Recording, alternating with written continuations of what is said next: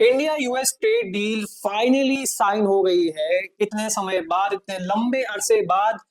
अब ये trade war, ये टेरिफ वॉर जाकर समाप्त हुआ है। ट्रंप ने, जैसे आपको पता ही है, डोनाल्ड ट्रंप ने ट्रुथ सोशल के जरिए ये अनाउंस किया। और उसके बाद भारत के प्रधानमंत्री श्री नरेंद्र मोदी जी का भी ट्वीट आया। उन्होंने एक्स पर इसको कोरोबरेट किया।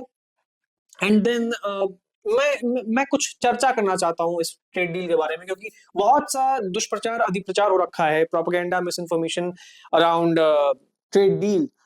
तो मैं थोड़ा सा बहुत संक्षिप्त में इसके बारे में कुछ बताना चाहता हूँ आपको। तो जैसा कि हम उन्हीं के ट्वीट को एनालाइज करेंगे जो डोनाल्ड ट्रंप ने किया है, क्योंकि अभी इस ट्रेड डील की डिटेल्स तो नहीं आई है, तो हम उसी को थोड़ा सा एनालाइज करने की कोशिश करते हैं। तो जैसा कि ट्रंप ने कहा कि ये इसमें हम रशिया से ऑयल खरीदना बंद करने वाले हैं। We want be purchasing oil from Russia anymore. तो यहाँ पर एक क्लियर इंडिकेशन है। देखिए, पहला तो ये है कि उसमें ये भी बोला गया है, रशिया और यूक्रेन वॉर को खत्म करने के लिए भारत तेल नहीं खरीदेगा, यानी कि अब रशिया यूक्रेन वॉर खत्म होने वाला है, हम मानकर ऐसा चलते हैं। तो सीधी सीधी बात है, जब रशिया यूक्रेन ऑयल का वॉर खत्म होगा तो रशिया अपने क्रूड ऑयल का प्राइस थोड़ा सा ऊपर करेगा। इट विल इंक्रीज, ऑब्वियस सी बात है ये। और जब वो, हम रशिया से हमेशा से तेल खरीदते रहे, okay, but it increased significantly during corona pandemic, after after Russia attacked Ukraine.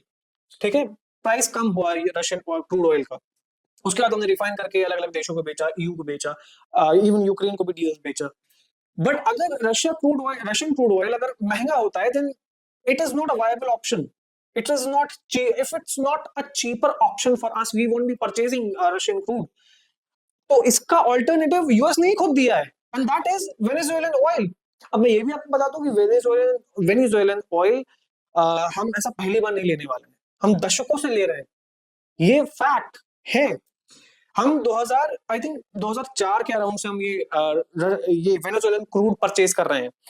And let me tell you a fun fact, 2012 में we were the biggest importer of Venezuelan oil in Asia, surpassing China.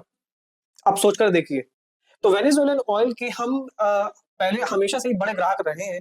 Sanctions के चलते हमने कुछ कम किया था पिछले कुछ समय में, बट वही बात है कि भारत 40 देशों से क्रूड ऑयल खरीदता है। तो कम ज्यादा हम एक ना एक से कम ज्यादा करते रहते हैं। कभी हम इराक से एक समय पर ज्यादा लेते थे, फिर उनसे कम करके ईरान से कर दिया, फिर ईरान से कम करके हमने रशिया से बढ़ा दिया, अब रशिया से कम करके हम वेनेजुएला पर शिफ्ट हो जाएंगे। उसमें कोई बड़ी बात नहीं है, ये चलता रहता है, ट्रेड डील चलती रहती है। और जब रशिया से हम कम करेंगे ये, तो हमारे जो इंपोर्ट बिल्स है रशिया के ओर से, वो भी कम होंगे। Anyway, we move on to the next one, which is tariff. तो यार ये देखो, आपको भी पता है ना कि टैरिफ जो है ना, वो बड़ा लंबा पेच रहा है।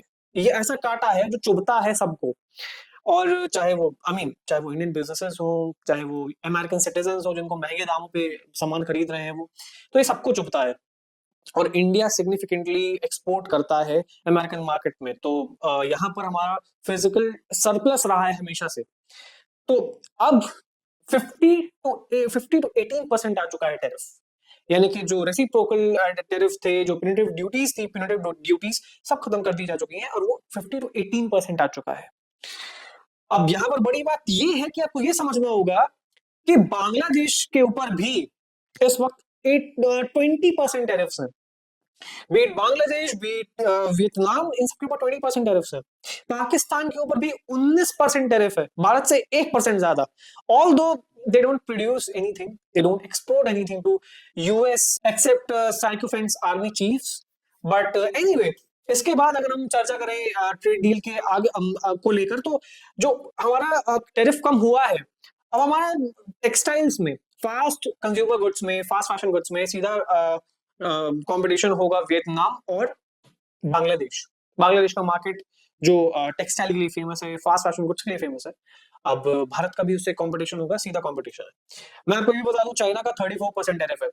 तो जो भी कमोडिटी, जो भी सामान, जो है प्रोडक्ट है, भारत उसको सब्स्टिट्यूट कर पाता है चाइना को अमेरिकन मार्केट में, वो definitely American citizen Indian products choose करेंगे ओवर चाइनीज, क्योंकि डेफिनेटली वो सस्ता मिलेगा। इसके बाद बात आती है कि हम वो ट्रम्प इस बारे में भी चर्चा कर रहे हैं, मतलब उन्होंने ट्वीट में डाला हुआ एग्रीकल्चरल प्रोडक्ट्स के बारे में। देखिए सीधी सी बात है, we will allow corn, probably soya, maize, barley और जो भी ये क्रॉप्स हैं, we may allow those, but GMO seeds definitely not. वो रेड लाइन थी, वो रहेगी, वो हमेशा रहेगी। एंड ऑल्सो डेयरी प्रोडक्ट्स नहीं आएंगे, नहीं आएंगे, आप लिख के ले लिए, नहीं आने वाले। भारत को 0% टैरिफ वाली बात कही गई है कि भारत भी 0% टैरिफ की ओर काम करेगा, will eventually work towards it. अगर आप अगर आप पूरे ट्वीट को एनालाइज करें तो। एंड मोर ओवर दैट, इसके बाद ट्रंप एक और चुरन पकड़ाते हैं, $500 बिलियन की ट्रेड। मतलब सोच रहे हैं $500 बिलियन कितना होता है? इतनी ट्रेड मुझे लग रहा है चाइना और इंडिया की कंबाइंड नहीं होगी। मतलब अगर हम देखेंगे ट्रेडिंग पार्टनर्स में से, भारत की अमेरिका के साथ जो ट्रेड है वो आई थिंक $212 बिलियन की है। इसमें से जो कमोडिटीज की ट्रेड रही है, जो भारत इंपोर्ट करता है, अमेरिका एक्सपोर्ट करता है, वो अराउंड $45 बिलियन का है। अब मुझे एक बात समझाइए आप, जो $45 बिलियन को हम इंपोर्ट करते हैं, वो $500 बिलियन को तक कैसे पहुंचेगी? It is no way possible, right?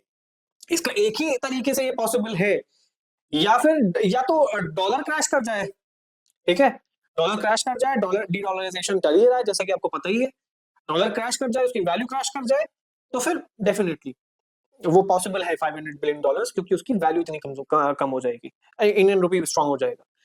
या फिर ये जो चूरन पकड़ाया है ट्रंप ने माका क्राउड को, ये वैसे ही होने वाला है जैसा कि हमेशा से वो पकड़ाता हुआ आया है Donald Trump. Trillions of dollars flowing into American economy through tariffs, right? तो ये वैसे ही चूरन है। अगर ये मतलब या तो डॉलर क्रैश हो या फिर वो चूरन, एज सिंपल एज दैट। वरना $500 बिलियन, यानी कि यहाँ से 10 times, more than 10 times, 11 times, नहीं पॉसिबल नहीं है यार, पॉसिबल नहीं है, क्या बात कर रहे हो?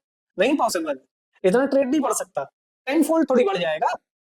तो बात सिंपल सी वही है कि या तो ये चूरन है या फिर वही उसने अपने ट्वीट में बोल दिया है, भाई देखो डॉलर कोलैप्स हो रहा है, $500 बिलियन का ट्रेड जब होगा तो हमारे पास कुछ होगा नहीं देने के लिए, वो उतने ही कमोडिटीज जाएंगे जितने आज जा रहे हैं, तो हम ज्यादा नहीं बेचने वाले, बट डॉलर की वैल्यू क्रैश होगी। So I think that's it, that sums up his tweet. And जो जो भी लिमिटेड अभी इंफॉर्मेशन है इसके रिलेटेड, बट इतना मैं आपको अश्योर कर सकता हूँ कि एग्रीकल्चर में ही नहीं घुसने वाले, मतलब जीएमओ सीड्स और जितने भी ये ऐसे क्रॉप्स हैं जो हमारी बॉडी को अफेक्ट करेंगे नेगेटिवली, वो नहीं आने वाले। डेयरी प्रोडक्ट्स भी नहीं आने वाले। जो रेड लाइन है वो रेड लाइन रहेगी और उसकी रिस्पेक्ट यूएस को करनी पड़ेगी, तभी ट्रेड डील साइन हुई है। We all know Narendra Modi is our tariff king. He is a hard negotiator, and which is acknowledged by the US president as well. तो मुझे लगता है कि ये दोनों ये मतलब ये रेड लाइन है, इसको क्रॉस नहीं किया है अमेरिका ने, ना इंडिया क्रॉस करने देगा। बाकी जो टैरिफ के और जितने भी आने वाले समय में ये जैसे जैसे अनफोल्ड होगा और डिटेल्स हमें समझ में आएगा कि क्या क्या अलाउ है इस ट्रेड डील में, किसको रिलैक्सेशन मिला है और कौन कड़ी निगरानी में रहेगा, किसमें ज्यादा टैरिफ्स रहेंगे, किसमें नहीं रहेंगे। Let's see, wait wait and watch. और मैं बस यही बोलूंगा आपसे, भारत के लिए बहुत बड़ी खुशखबरी है, क्योंकि हमारी बड़ी मार्केट है अमेरिका में। और दूसरी बात ये भी है कि now we are into the competition with Bangladesh, Vietnam and all these countries which are literally a significant player in textiles। तो अब हम उनसे भी कम्पीट करेंगे एंड हमारे लिए नया वो जो मार्केट है, अमेरिकन मार्केट जो ब्लॉक हो रहा था, अब वो खुल चुका है वापस से। And we will again be playing on the same field जहां पर ये सारे खेलते हैं। भारत ने पिछले एक साल में 5 एफटीए साइन किए अलग अलग देशों और यूनियंस के साथ, चाहे वो यू के साथ हो, चाहे वो यूके के साथ हो, चाहे वो ओमान के साथ हो, चाहे वो न्यूजीलैंड के साथ हो, चाहे वो अभी अमेरिका के साथ हो, अभी चिली के साथ होने वाला है आने वाले समय में, अभी कनाडा मार्क आने वाले हैं मार्च में। तो मुझे लगता है कि अभी बहुत कुछ होना बाकी है, पिक्चर अभी बाकी है मेरे दोस्त। तो तैयार रहिए अभी इस देश में और पूरे जियोपॉलिटिकल जो भी अभी अलग अलग ग्रुपिंग्स होती जा रही हैं, बहुत कुछ होना बाकी है और बहुत मजा आने वाला है, और ट्रेड में भी भारत को बहुत मजा आने वाला है। तो ये जलसा होगा और इस पार्टी को हम सब एंजॉय करेंगे, because these all trade deals will be in the favor of India. I can completely assure you. जय हिंद, जय भारत।